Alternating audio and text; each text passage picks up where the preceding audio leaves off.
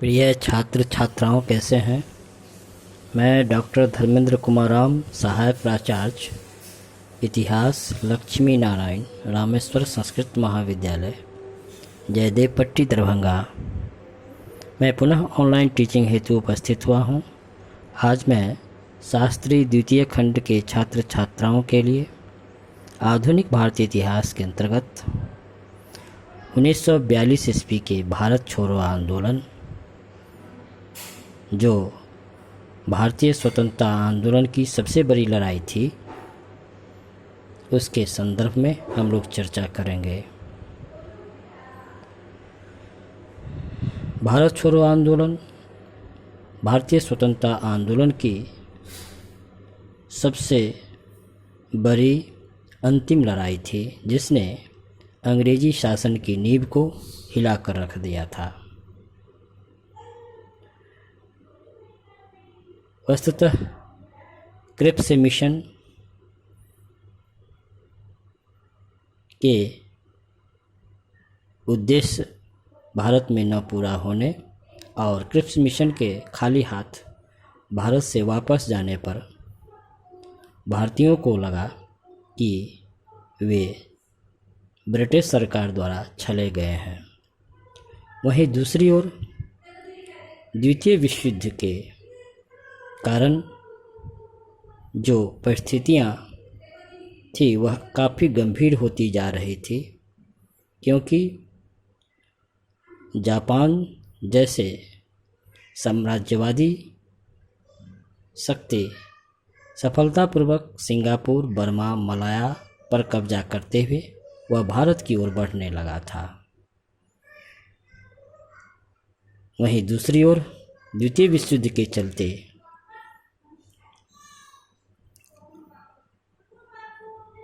वस्तुओं के दाम में काफ़ी वृद्धि हो रही थी, अर्थात महंगाई तेज़ी से बढ़ रही थी, जिसके कारण अंग्रेजी सत्ता के विरुद्ध, अंग्रेजी शासन के विरुद्ध भारतीय जनमानस में असंतोष दिन प्रतिदिन बढ़ने लगा था। जापान के बढ़ते हुए प्रभुत्व को देखकर 5 जुलाई 1942 ईस्वी को गांधी जी ने अपनी प्रमुख पत्रिका हरिजन में लिखा कि अंग्रेज़ों भारत को जापान के लिए मत छोड़ो, बल्कि भारत को भारतीयों के लिए व्यवस्थित रूप से छोड़ जाओ। गांधी जी ने कांग्रेस को अपने प्रस्ताव को स्वीकार न किए जाने की स्थिति में चुनौती देते हुए 14 जुलाई 1942 ईस्वी को कांग्रेस कार्य समिति की वर्धा में बैठक की और गांधी जी के विचार को पूर्ण समर्थन मिला कि भारत में संवैधानिक गतिरोध तभी दूर हो सकता जब अंग्रेज भारत से चले जाएं। वर्धा में कांग्रेस कार्य समिति ने अंग्रेजों भारत छोड़ो प्रस्ताव पारित किया।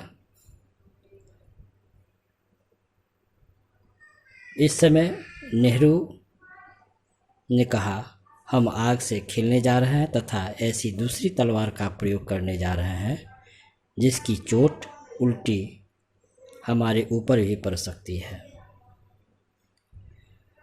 7 अगस्त 1942 ईस्वी को बम्बई के ग्वालियर टैंक में कांग्रेस का वार्षिक अधिवेशन हुआ, जिसकी अध्यक्षता मौलाना अबुल कलाम आज़ाद ने की।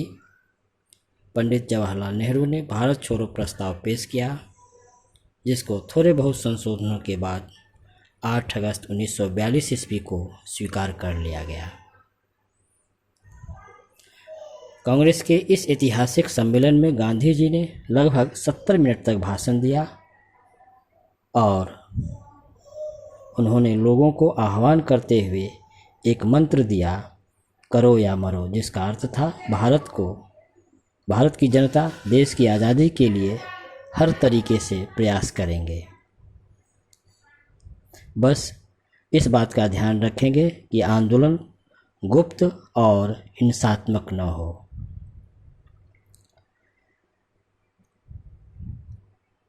गांधी जी के भाषण के बारे में डॉक्टर पट्टाभी सीतारामैया ने लिखा है कि वास्तव में गांधी जी उस दिन अवतार और पैगंबर की प्रेरक शक्ति से प्रेरित होकर भाषण दे रहे थे।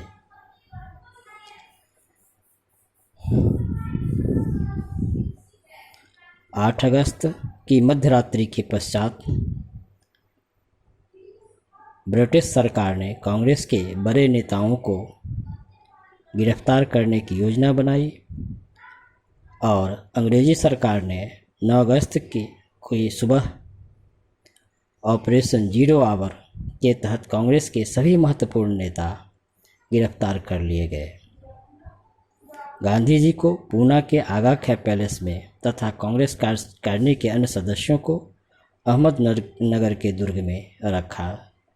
वहीं सरोजनी नायडू और कस्तूरबा गांधी को आगा खां पैलेस में रखा गया, जबकि जवाहरलाल नेहरू को अल्मोड़ा जेल में, डॉक्टर राजेंद्र प्रसाद को पटना के बांकीपुर जेल में और मौलाना अबुल कलाम आज़ाद को बांकुड़ा जेल में रखा गया।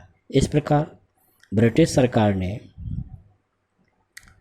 ऑपरेशन जीरो आवर के तहत कांग्रेस के जितने बड़े नेता थे सबों को जेल में बंद कर दिया गया।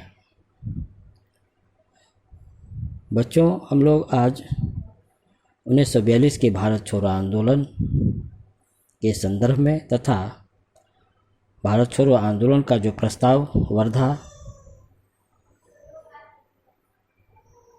में प्रस्तावित किया गया था उसके संदर्भ में बात की और ऑपरेशन जीरो आवर जो ब्रिटिश सरकार 1942 के भारत छोड़ो आंदोलन के पहले ही जारी किया, जिसमें कांग्रेस के जितने भी महत्वपूर्ण और बड़े नेता थे उसे गिरफ्तार कर जेल में रख दिया गया।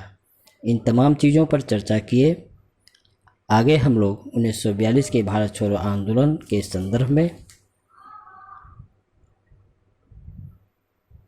किन किन क्षेत्रों में किन किन नेताओं की भूमिका प्रमुख रही और आंदोलन के कार्यक्रम क्या रहे उसके संदर्भ में हम लोग बात करेंगे। धन्यवाद।